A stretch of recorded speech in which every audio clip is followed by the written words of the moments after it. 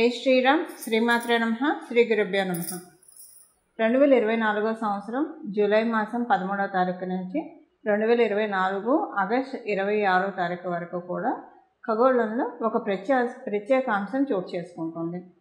ఈ ప్రత్యేకాంశము ద్వాదశ రాశుల వాళ్ళకి కూడా కొన్ని అనుకూలతని తెచ్చిపెడుతుంది. అయితే ఈ అనుకూలతని తెచ్చిపెట్టడంలో తెలుసుకొని కొన్ని పరిహార ప్రక్రియలు చేయడం ద్వారా ఈ యోగాన్ని ఒడిసి పట్టుకోవచ్చు. లేదంటే ఇప్పుడు చూడండి, సీజనల్గా రైన్ ప్రతి సంవత్సరం పడుతూనే ఉంటుంది. కొంతమంది నీటి నిల్వలు పెట్టుకుంటారు, కొంతమంది రైన్ అలా వదిలేస్తూ ఉంటారు. సో ఇలాగా నీటి నిల్వలు పెట్టుకునే వాళ్ళకి ఎప్పుడైనా మధ్యలో స్కేర్సిటీ వచ్చినా స్కేర్సిటీ నుంచి తప్పించుకోవడానికి ఉపయోగపడుతుంది. అలాగే ఖగోళంలో కూడా ఉన్న యోగాలు ఎవరి జన్మ జాతకంలో అయినా యోగం ఉంటే ఈ యోగాలు వచ్చినప్పుడు వాటిని ఒడిసి పట్టుకుంటే అవి ఇంకా మంచి ఫలితాన్ని, రెట్టింపు ఫలితాన్ని ఇస్తుంది. సపోజ్ ఖగోళంలో సూచించే యోగం వాళ్ళ జన్మకుండలిలో లేదే అనుకోండి, అప్పుడు నైరాశ్యం చెందకుండా ఖగోళంలో ఇలాంటి యోగాలు మనకి సంవత్సరానికి ఒకసారి వస్తూ ఉంటాయి. వాటిని ఒడిసి పట్టుకోవడానికి ప్రయత్నించిన మీ జన్మ జాతకంలో లేని యోగాన్ని కూడా మీరు ఖగోళం ద్వారా, అంటే గోచార గ్రహస్థితుల ద్వారా వచ్చే ఈ యోగాన్ని మీరు యాక్టివేట్ చేసుకోవచ్చు. మీ కుండలిని అనుసరించి, మీ రాశిని, మీ లగ్నాన్ని అనుసరించి మీరు యాక్టివేట్ చేసుకోవచ్చు. ఇప్పుడు చూడండి, సమ్టైమ్స్ ఎలా ఉంటుందంటే కొంతమందికి అనుకోకుండా లక్కు తగులుతూ ఉంటుంది. లక్కు తగిలేది ఎప్పుడంటే సడన్గా వాళ్ళు ఉండి ఒకసారి లక్కీయెస్ట్ పర్సన్స్గా అవుతారు. లేదా అనుకోకుండా వాళ్ళ జీవితంలోనే వాళ్ళకి ఏదైనా లక్కు తోడవుతూ ఉంటుంది. ఈ లక్కు తోడయ్యేది ఎప్పుడంటే మనకి ఖగోళంలో ఉన్న యోగాలు మనల్ని బ్లెస్ చేసినప్పుడు. వాళ్ళు తెలిసి తెలియకపోయినా అది గట్టిగా చాలా స్ట్రాంగ్గా ఉందనుకోండి. చాలా స్ట్రాంగ్గా ఎప్పుడు ఉంటుంది, జన్మజాతకంలో ఖగోళంలో యోగాలు ఏర్పడిన సమయంలో కనుక జన్మజాతకంలో ఆ జాతకుడికి కావచ్చు లేదా ఆ జాతకురాలికి కావచ్చు అర్గళాసు లేకుండా, అంటే ఇంటర్వెన్షన్స్ కుండలిలో ఏమీ లేకుండా ఉండి, అలాగే ఈ అర్గళాస్ అనే కాదు మంచి దశ, అంతర్దశ, విదశ, సూక్ష్మ దశల్లో ఉండి అన్ని రకాలుగా, అంటే మన సుదర్శన చక్ర పద్ధతిలో చూసుకున్నా ఏ రకంగా చూసుకున్నా జన్మజాతకం చాలా క్లీన్గా ఆ టైంలో ఉండి ఆ టైంలోనే ఖగోళంలో యోగాలు ఏర్పడితే అప్పుడు ఏమవుతుందంటే వీళ్ళ ప్రయత్నంగా వీళ్ళు చేయకపోయినా కూడా ఆ యోగాలన్నీ వీళ్ళకి వర్తిస్తాయి. అయితే ఆ యోగాలన్నీ వీళ్ళకి వర్తిస్తాయి కాబట్టి సడన్గా వాళ్ళకి లైఫ్ టర్న్ అవ్వడం జరుగుతుంది. లైఫ్ టర్న్ అవ్వడం కావచ్చు, అనుకోకుండా వాళ్ళ వృత్తి వ్యాపారాల్లో కలిసి రావడం కావచ్చు, ఇలాంటి వాటి వల్లే జరుగుతాయి. అయితే ఇప్పుడు అలా ఉన్న వాళ్ళకి ఎలాగైనా వాళ్ళు ఏం చేసుకోకపోయినా అవి జరుగుతూ ఉంటాయి. అందరికీ అలా ఉండాలని ఉండదు కదా. అందరికీ అలా చేసుకోవాలంటే వాటి కోసం ప్రత్యేకమైన పరిహారాలు చేసుకోవాలి. చేసుకుంటే కనుక ఖగోళంలో వచ్చేది పూర్తిగా మన జన్మజాతకంలో లేకపోతే కనుక పూర్తిగా కాకపోయినా కొంతవరకు ఒడిసిపట్టుకోవడానికి డెఫినెట్గా ఛాన్సెస్ ఉంటుంది. అంటే 100% యోగాన్ని మనం మెజర్ చేస్తే కనుక ఆ 100% యోగంలో అట్లీస్ట్ ఒక 60% యోగాన్ని డ్రా చేసుకోవడానికి అవకాశం కలిగిస్తూ ఉంటుంది. ఇప్పుడు మనకి సపోజ్ అంటే ఎవరైనా చాలామంది అన్నిటి కోసం ప్రయత్నిస్తూ ఉంటారు, కష్టపడుతూ ఉంటారు లైఫ్లో. కానీ కొంతమంది కష్టపడకుండా లక్కుని ఎంజాయ్ చేస్తూ ఉంటారు. కొంతమంది కష్టపడి లక్కుని ఎంజాయ్ చేస్తారు. కొంతమంది ఎంత కష్టపడ్డా కూడా వాళ్ళకి లక్కు ఫేవర్ చేయదు. ఇలా లక్కు ఫేవర్ చేయాలంటే ఇలాంటి యోగాల్ని మనం ఒడిసి పట్టుకోవాలి. అసలు ఏంటి ఆ యోగము, ద్వాదశ రాశుల వాళ్ళకి ఎలాంటి ఇంపాక్ట్ ఉంటుంది, అసలు ఈ యోగము ఉంటే ఎలా ఉంటుంది, ఇది నేను మొత్తం కూడా మీకు చక్కగా వివరిస్తాను. ఆ యోగం పేరు గురుమంగళ యోగం. ఈ గురుమంగళ యోగం మనకి ఇప్పుడు నేను చెప్పిన తేదీల్లో, అంటే 2024 నుంచి 2024 జూలై మాసం 13వ తారీఖు నుంచి 2024 ఆగస్టు 26వ తారీఖు వరకు కూడా ఈ యోగం ఖగోళంలో చోటు చేసుకోబోతుంది. ఈ ఖగోళంలో చోటు చేసుకునే యోగం కాబట్టి వీటిని మీ జన్మజాతకంలో ఉన్నా లేకపోయినా యాక్టివేట్ చేసుకోవచ్చు. అంటే ఇది అందరికీ అప్లికేబిలిటీ ఉంటుంది. ఇప్పుడు చూడండి, కొన్నిసార్లు గవర్నమెంట్ కొన్ని పథకాలు ఇస్తుంది. సో ఆ స్ట్రీమ్లోకి వచ్చిన వాళ్ళందరూ కూడా దానికి ఎలిజిబుల్ అవుతారు. అది వాళ్ళకి బఫర్ అమౌంట్ కదా. అలాగా అప్పుడప్పుడు ఖగోళంలో ఇలాంటి యోగాలు వస్తే వాటిని మనం ఒడిసి పట్టుకోవాలి.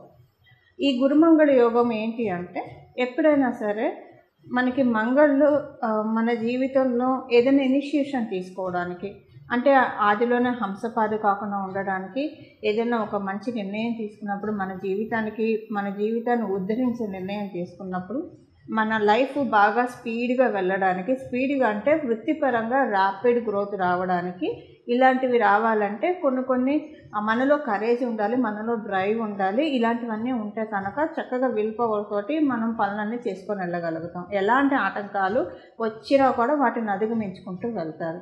అలా ఉండాలంటే ఎవరికైనా సరే జన్మజాతకంలో మంగళ్ చాలా సపోర్టింగ్గా ఉంటే వాళ్ళు అన్ని ఆటంకాలని అధిగమించుకుంటూ ఉన్నత శిఖరాన్ని అధిరోహించుకుంటూ వాటికి చేరువైపోతూ ఉంటారు. ఇప్పుడు అందులో మంగళకి గురుదేవుడు కనుక తోడైతే కనుక చాలా బాగా ఉంటుంది. దీనికి బెటర్ ఎగ్జాంపుల్ చెప్పాలంటే ఆంజనేయ స్వామి వారిని చెప్పాలి. మంగళ్ ఎప్పుడైనా సరే గురు భగవానుడు కంట్రోల్లో ఉంటే చాలా మంచిది. లేకపోతే కనుక మంగళ్ బాగా ఉన్నా, ఒక్కొక్కసారి విపరీతంగా ఉన్నా కూడా అగ్రెసివ్ డెసిషన్స్ వల్ల కూడా జాతకురాలు కావచ్చు, జాతకుడు కావచ్చు ఇబ్బందులు పాలవుతారు. అంటే ఆలోచన ఉండదు, చేసుకుని వెళ్ళిపోతూనే ఉంటారు. సో ఒక్కొక్కసారి అవి రివర్ట్ అయ్యి ఇబ్బందులు కూడా పడుతూ ఉంటారు. అందుకని ఎప్పుడైనా సరే మంగళకి గురు భగవానుడు తోడై ఉంటే కనుక చాలా అంటే తీసుకునే నిర్ణయాలు కరెక్ట్గా నిర్ణయాలు తీసుకొని వస్తారు. దీనికి పురాణాల్లో మనం చెప్పాలంటే మనందరికీ ఇష్టమైన దైవము హనుమంతుడిని చెప్పాలి. హనుమంతుడు అంటే ఆయనకున్న శక్తికి గురుబలం తోడై ఉండడం వల్ల గురుమంగళ యోగం ఆయనకు చక్కగా ఆప్ట్ అని చెప్పచ్చు. అంటే దేవీ దేవతలకి అంటే మనం ఒక మీకు అర్థం అవ్వడం కోసం నేను హనుమంతుడిని చెప్తున్నాను. ఇప్పుడు హనుమంతుడు మహాశక్తివంతుడు, అతి బలవంతుడు, వాయువేగంతో క్షణంలో ఎక్కడి నుంచి ఎక్కడికైనా వెళ్ళగలడు. లంకను కూడా ఆయన దాటి వెళ్ళిపోయాడు, సముద్రాన్ని దాటి వెళ్ళాడు. ఆయన ఏదైనా చేయగలిగే సమర్థుడు. కానీ ఆ సమర్థతకి ఆయనకి గురుబలం కూడా ఉండడం వల్ల ఎక్కడ ఎలా మెసలాలి, ఎవరితోటి ఎలా మాట్లాడాలి, ఎవరితోటి సంధి ఎలా కుదర్చాలి, రాజీ ఎలా కుదర్చాలి, ఏ సమయంలో మాట్లాడాల్సి వచ్చినప్పుడు ఎలా మాట్లాడాలి, ఇవన్నీ కూడా మనం పరాశర సంహితలో ఉన్న హనుమద్ వైభవం చూస్తే కనుక చాలా సుస్పష్టంగా మనకు తెలుస్తాయి. అసలు ఒక మనిషి ఎలా బతకాలో మనం హనుమంతుడిని చూసి చాలా చక్కగా నేర్చుకోవచ్చు. అంటే మనకు ఒక ఇండెక్స్, మన లైఫ్కి ఒక ఇండెక్స్ ఏదైనా ఉందంటే అది ఖచ్చితంగా హనుమంతుడు అని చెప్పడంలో ఏమాత్రం సందేహం లేదు. ఇలాంటి ఇండెక్స్ మనకి గురుమంగళ యోగం వల్ల వస్తుంది. ఎప్పుడైనా మన ఇది సరిగ్గా ఆలోచిస్తే మన పనులు మనం చేసుకుంటూ వెళ్తే కనుక సక్సెస్ మనకి ఎప్పుడు కూడా అత్యంత చేరువలో ఉంటుంది. దాన్ని అంటే ఎన్ని ఆటంకాలు వచ్చినా వాటిని అధిగమించుకుంటూ మన ఉన్నత శిఖరాన్ని అధిరోహిస్తాము. ఎప్పుడైనా సరే మంగళకి ఒక్కొక్కసారి ఆలోచనలు అంటే ఒక్కొక్కసారి మనం తీసుకునే నిర్ణయాలకి గురు భగవానుడు తోడై ఉంటే కనుక అవి మనకి సజావుగా వెళ్తాయి. లేకపోతే ఆవేశపడాల్సిన చోట ఒక మాట అనాల్సిన చోట కామ్గా ఉంటే అది ప్రమాదమే. లేదు, ఎక్కడైతే కామ్గా ఉండాలో అక్కడ అనవసరంగా ఆవేశపడితే అది ప్రమాదమే. ఈ రెండింటిని మనకి సరిచేస్తాడు గురు భగవానుడు.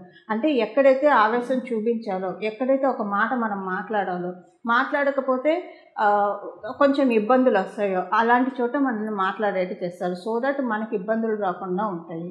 అలాగే అన్ని వేళలా ఆవేశం మంచిది కాదు, అలాగే అన్ని వేళలా నిదానంగా ఉండడం కూడా మంచిది కాదు. ఈ రెండింటిని బ్యాలెన్స్ చేసుకోవాలి. అన్ని వేళలా ఆవేశపడితే వాళ్ళకి కొంచెం ఇబ్బందులు వస్తాయి లైఫ్లో. సో ఈ రెండింటిని బ్యాలెన్స్ చేసే యోగమే గురుమంగళ యోగం. ఈ గురుమంగళ యోగం ఎవరి జన్మజాతకంలో అయితే ఉంటుందో వాళ్ళకి బై బర్త్ వాళ్ళకు ఉంటే కనుక వాళ్ళలో మనం చాలా బ్యాలెన్స్డ్ నేచర్ చూస్తాము. ఇది గురుమంగళ యోగం ఎలా ఏర్పడుతుందంటే ఆ గురువు మరియు మంగళ్ వీళ్ళిద్దరు ఎవరి జన్మ జాతకంలో అయితే కలిసి ఉంటారో వాళ్ళకి గురుమంగళ యోగం ఏర్పడుతుంది. అది కేంద్రాల్లో కోణాల్లో ఉంటే కనుక, అంటే చంద్రాత్తు కానీ లగ్నాత్తు కానీ కేంద్ర కోణాల్లో ఉంటే ఇంకా బాగా యోగిస్తుంది. ఒకవేళ అలా కాకుండా ఉపచయ హౌసెస్లో ఉన్నా లేకపోతే ఏ స్థానాల్లో ఉన్నా కూడా అవి అలా కూడా యోగిస్తుంది. ఉన్న స్థానానికి యోగం ఇస్తుంది. ఉదాహరణకి షష్ఠ స్థానాల్లో ఉందనుకోండి, వాళ్ళ లైఫ్లో కాంపిటేటివ్ స్పిరిట్ చాలా బాగా ఉంటుంది. వీళ్ళందరికీ గోల్స్ సెట్ చేస్తూ ఉంటారు. వీళ్ళు సక్సెస్లో ముందుకు దూసుకెళ్ళిపోతూ ఉంటారు. ఎవరి శత్రువులు లేకుండా సక్సెస్ని సంపాదించుకుంటారు షష్ఠ స్థానాల్లో ఉంటాయి. షష్ఠ స్థానం మీద వాళ్ళ దృష్టి పడుతూ కూడా ఉన్నా కూడా అప్పుడు కూడా సక్సెస్ఫుల్ పీపుల్, ఈ అజాత శత్రువులుగా సక్సెస్ఫుల్ పీపుల్ ఉండేవాళ్ళు చాలామంది ఉంటారు. ఇప్పుడు మనం రతన్ టాటా గారిని తీసుకుంటే ఇలా చాలామంది మనకి లైఫ్ స్టోరీస్ మనకి తెలుసు కదా. కొంతమంది లైఫ్ స్టోరీస్ ఎలా ఉంటాయంటే వాళ్ళ సక్సెస్ని చూసి ప్రతి ఒక్కళ్ళు ఆశ్చర్యపోతారు, అడ్మైర్ చేసుకోవాలనుకుంటారు. అలా అడ్మైర్ చేసుకునే విధంగా సక్సెస్ని గురుమంగళ యోగం ప్రతి ఒక్కళ్ళకి కల్పిస్తుంది. ఉపచయ హౌసెస్లో ఉంటే అది చేసే, అందులో ప్రత్యేకించి 6th హౌస్లో ఉంటే ఇలా చేస్తుంది. ఇప్పుడు అసలు ఈ యోగము ఏ రాశుల వాళ్ళకి, గోచారంలో వచ్చే యోగం ఏ రాశుల వాళ్ళకి ఎలాంటి ఫలితాన్ని ఇస్తుంది, ఒక 2-3 పాయింట్స్లో చెప్పుకుందాము. చేసుకోవాల్సిన రెమెడీ, ఏ రెమెడీ చేస్తే, ఏ పరిహారం చేసుకుంటే ఈ యోగం బాగా యాక్టివేట్ చేసుకోవచ్చు, ఇది కూడా మనం మేషరాశి వాళ్ళకి ఈ గురుమంగళ యోగం ఎలాంటి మార్పులు తెచ్చిపెడుతుంది. మీకు ద్వితీయ స్థానంలో జరుగుతుంది గురుమంగళ యోగము. ద్వితీయ స్థానంలో జరుగుతుంది కాబట్టి కుటుంబ పరంగా ఏమన్నా ప్రతికూలతలు ఉంటే అవి తొలగిపోతాయి. అలాగే మనీ పరంగా, ఆర్థిక పరంగా మీకు రావాల్సిన అమౌంట్స్ ఏమైనా ఉన్నా, లేదా మీరు చేపట్టే పనుల్లో విజయం, దిగ్విజయం ఇలాంటి వాటన్నిటికీ కూడా చాలా చక్కటి అవకాశాన్ని ఈ గురుమంగళ యోగం ప్రసాదిస్తూ ఉంది. అలాగే కొంచెం మంచి పాపులారిటీ రావడము, మంచి పేరు అంటే మంచి నేమ్ని మీరు సొసైటీలో రిటైన్ చేయగలుగుతారు. అలా మంచి పేరు, మంచి గుర్తింపు, గౌరవము ఇవన్నీ కూడా రావడానికి ఇవన్నీ కూడా వస్తాయి. లోన్ ప్రెషర్ ఏమన్నా ఉంటే ఆ లోన్ ప్రెషర్ నుంచి తొందరగా బయటకు వచ్చేస్తారు. ఎక్కువగా మిమ్మల్ని ఇబ్బంది పెట్టకుండా వాటి నుంచి బయటకు వచ్చేస్తారు. ఆరోగ్య సమస్యలతో ఏమన్నా బాధపడుతూ ఉంటే ఆరోగ్య సమస్యల నుంచి తొందరగా గట్టెక్కుతారు.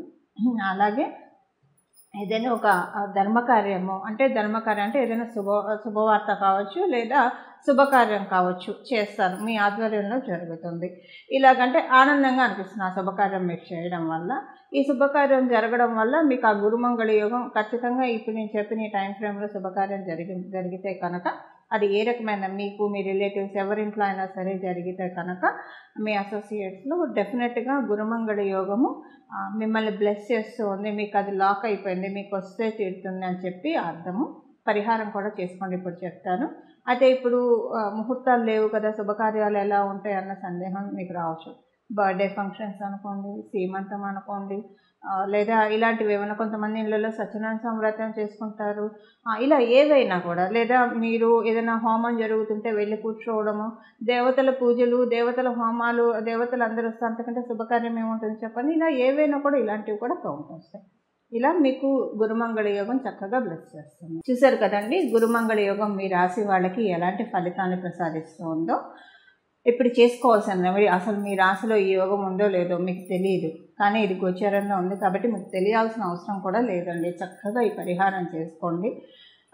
మీరు ఖచ్చితంగా చాలా మంచి మార్పులు చూస్తారు. అసలు ఫస్ట్ మీ ఆలోచనలోనే ఒక మంచి మార్పు వస్తుంది. నేను చేయలేను, నేను సాధించలేను, నేను పనికొస్తానా ఏదైనా సాధించడానికి అన్న ఆలోచనకి కట్ చేసేస్తాడు. కట్ అయిపోయి ఆ ఆలోచన బ్రేక్ అయిపోయి నేను ఎందుకు చేయలేను, ఇంతమంది చేస్తుండగా కొంతమంది చేస్తుండగా ఆ కొంతమందిలో నేనెందుకు ఉండకూడదు, ఇలాంటి ఆలోచనలు వస్తాయి. ఒక బ్రేవ్నెస్, మనకి ఒక బ్రేవ్నెస్, ఒక డ్రైవ్, చక్కటి డ్రైవ్ గురు మంగళులు ఇద్దరూ కలిసి తీసుకొస్తారు. ఇప్పుడు ఆ పరిహారం ఏంటో చూద్దాం. దీనికి ఇది మనకి జూలై 13వ తారీఖు నుంచి ప్రారంభమై ఆగస్టు 26వ తారీఖు వరకు ఉంటుంది. కాబట్టి ఈ రోజుల్లో, ఇప్పుడు మనం తెలుసుకున్న ఈ రోజుల్లో సుందరాకాండ పారాయణం చేయాలి. సుందరాకాండ పారాయణం 11 రోజులు చేస్తారా, 21 రోజులు చేస్తారా, మీ ఇష్టం, మీ అనుకూలతను బట్టి చేసుకోండి. సుందరాకాండ ఎలా పారాయణ చేస్తారు, నియమనిష్టంతోటి. సుందరాకాండ పారాయణం ప్రారంభించే రోజు మొదటి రోజు చక్కగా తలస్నానం చేయండి. తలస్నానం చేసి హనుమంతుడి ఆలయానికి వెళ్ళండి. హనుమంతుడి ఆలయానికి వెళ్ళి హనుమంతుడికి దండం పెట్టుకోండి. చక్కగా భజే వాయుపుత్రం, భజే వాయుపుత్రం, భజే వాయుపుత్రం అని చెప్పి ఆయనకి ప్రదక్షిణాలు చేస్తే చాలా ఇష్టం. ఒక 11 ప్రదక్షిణాలు చేసి నీ సుందరాకాండని చదవడానికి నేను సంకల్పించాను. సుందరాకాండ చదవడంలో నాకు ఎలాంటి ఇబ్బందులు రాకుండా, ఆటంకాలు రాకుండా నన్ను కాపాడు నాయన అని చెప్పి దండం పెట్టుకొని గణపతికి మొదటగా ప్రార్థించుకొని సుందరాకాండ ప్రారంభించండి. కొంతమంది ఏకాసనంలో కూర్చొని చేయగలిగితే ఒకటే రోజు మొత్తం కదలకుండా కూర్చొని సుందరాకాండ కంప్లీట్ చేయగలిగినా చేయొచ్చు, లేదా సప్తాహం చేస్తారా, 11 రోజులు చేస్తారా, లేదా 21 రోజులు చేస్తారా, మీ ఇష్టం. ఏకవింశతి చేస్తారా, అది మీ ఇష్టం. అలా ఏదైనా మీ కన్వీనియంట్ని బట్టి చేయడానికి చేయండి. ప్రతిరోజు మీరు సాత్విక ఆహారాన్ని తీసుకోవాలంటే ఉల్లిపాయలు, వెల్లుల్లి, మసాలాలు, స్పైసెస్ ఇలాంటివి ఏం తినకుండా చాలా సాత్వికమైన ఆహారము ఈ సుందరకాండ పారాయణ చేసేప్పుడు తీసుకోవాలి. లేడీస్ అయితే పీరియడ్ ప్రాబ్లమ్స్ ఉంటుంది కాబట్టి మీ పీరియడ్స్ చూసుకొని మీరు ప్రారంభించండి. 4 రోజులు అయితే చేయకూడదు. ఒకవేళ మీరు చేస్తూ ఉంటే మధ్యలో పీరియడ్స్ వస్తే 4 రోజులు బ్రేక్ ఇచ్చి 5వ రోజు తలస్నానం చేసి మళ్ళీ కంటిన్యూ చేయొచ్చు. ఇది ప్రతిరోజు మీ నోటి వెంట రాముని కీర్తిస్తూ ఉండండి, రాముని స్తుతిస్తూ ఉండండి. ఇలా చేసి లాస్ట్ రోజు స్వామివారికి సింధూర పూజ, కుదిరితే వడమాల లేదా అప్పాల మాల వేయించండి. మీకు మీ స్తోమతను అనుసరించి వేయించండి. వేయిస్తే చాలా మంచి ఫలితాలు వస్తాయి. ఎప్పుడైనా సరే హనుమంతుడికి మీరు మామూలుగా కూడా ఇది చేసుకోవచ్చండి. హనుమంతుడికి సాయంత్రం పూట కనుక ఆకుపూజ చేయించిన, సాయంత్రం పూట వడమాల వేయించిన, అప్పాల మాల వేయించిన వెంటనే మన కోరిక తీరిపోతుంది. అంటే ధర్మబద్ధమైన ఏ కోరికైనా సరే వెంటనే తీరిపోతుంది. ఇది నా జీవితంలో నాకు చాలాసార్లు జరిగిన ఎక్స్పీరియన్సే మీకు షేర్ చేస్తున్నాను. కొంతమందికి చెప్పి వాళ్ళకి కూడా జరగడం జరిగింది. కాబట్టి ధర్మబద్ధమైన ఏ కోరికైనా సరే సాయంత్రం పూట మీరు కనుక హనుమంతుడికి వడమాల కానీ ఆకుపూజ కానీ ఏదైనా చేస్తే చాలా మంచిది. వెంటనే ఆ కోరిక తీరిపోతుంది. అంటే ఆ కోరిక ఇంటెన్సిటీని బట్టి వితిన్ నో టైం ఆ కోరిక తీరుతుంది. ఇలాగా సుందరకాండ పారాయణం చేసుకొని హనుమంతుడి కృపకు పాత్రలు అవ్వండి. అలా హనుమంతుడి కృపకు పాత్రలు అవ్వడం ద్వారా మీ జీవితంలో చాలా చక్కటి మార్పుల్ని ఇన్వైట్ చేయండి. ఇలా మీరు అందరూ చేయాలని చెప్పి, మీ అందరి జీవితంలో సన్మంగళాలు జరగాలని చెప్పి, నేను కూడా మీ అందరి తరఫున మనందరి జీవితంలో సన్మంగళాలు జరగాలని చెప్పి మనందరి తరఫున హనుమంతుడికి శిరస నమస్కరిస్తూ మంగళం. నమో భగవతే వాసుదేవాయ.